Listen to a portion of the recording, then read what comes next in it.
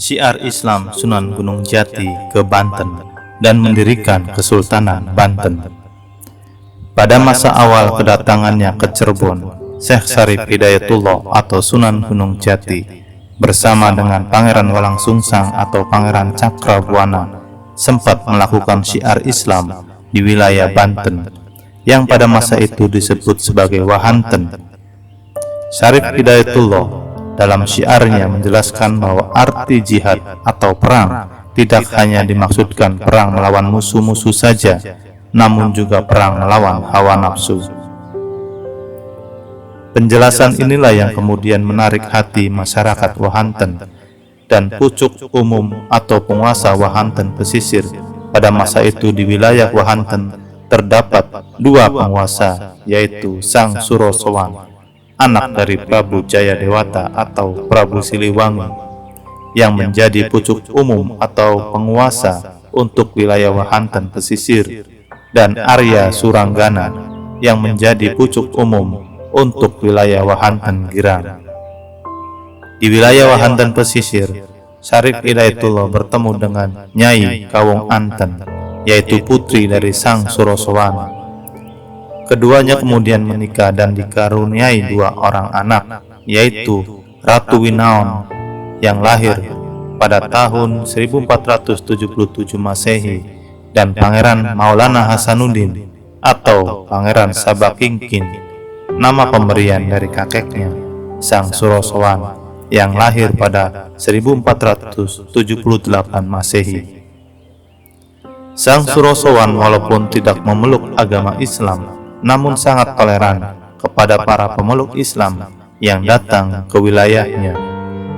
Syarif Hidayatullah atau Sunan Gunung Jati kemudian kembali ke Kesultanan Cirebon untuk menerima tanggung jawab sebagai penguasa Kesultanan Cirebon pada tahun 1479 Masehi, setelah sebelumnya menghadiri rapat para wali di Tuban yang menghasilkan keputusan menjadikan Sunan Gunung Jati sebagai pemimpin dari para wali. Syarif Hidayatullah mengajak putranya Maulana Hasanuddin untuk berangkat ke Mekah.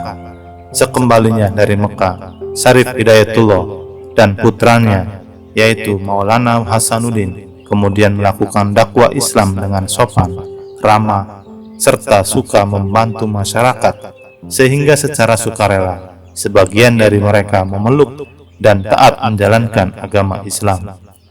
Dari aktivitas dakwah ini di wilayah Banten, Syarif Hidayatullah dikenal dengan nama Syekh Nurullah, Syekh yang membawa cahaya Allah Subhanahu wa Ta'ala.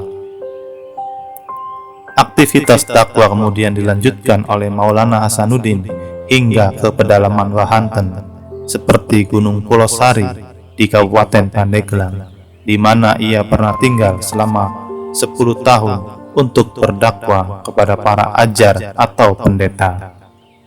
Lalu di Gunung Karang, Gunung Lor, hingga ke ujung Kulon dan Pulau Panaitan dengan pola syiar yang kurang lebih sama seperti yang dilakukan ayahnya, yaitu Syarif Hidayatullah atau Sunan Gunung Jati. Pada tahun 1521 Masehi, Jayadewata atau Prabu Siliwangi mulai membatasi pedagang muslim yang akan singgah di pelabuhan-pelabuhan kerajaan Sunda.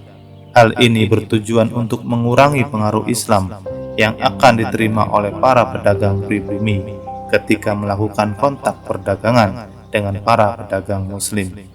Namun upaya tersebut kurang mendatangkan hasil yang memuaskan karena pada kenyataannya pengaruh Islam jauh lebih kuat dibandingkan upaya pembatasan yang dilakukan tersebut. Bahkan pengaruh Islam mulai memasuki daerah pedalaman kerajaan Sunda. Pada tahun itu juga, kerajaan Sunda berusaha mencari mitra koalisi dengan negara yang dipandang memiliki kepentingan yang sama dengan kerajaan Sunda.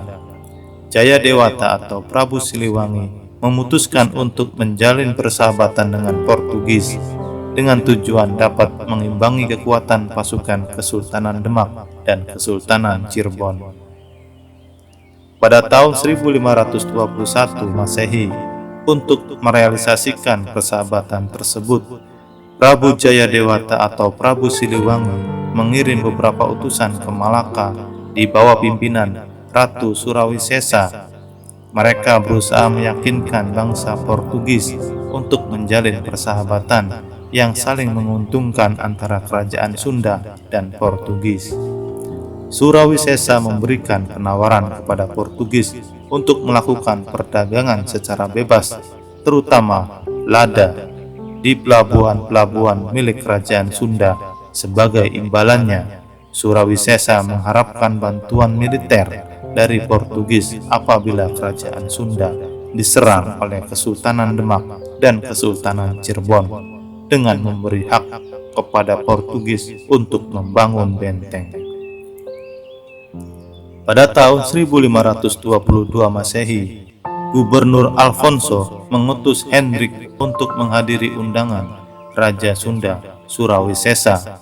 Dalam naskah Portugis disebut sebagai Raja Samiam, untuk membangun benteng keamanan di Sunda Kelapa guna melawan orang-orang Cirebon dan menurutnya bersifat ekspansif.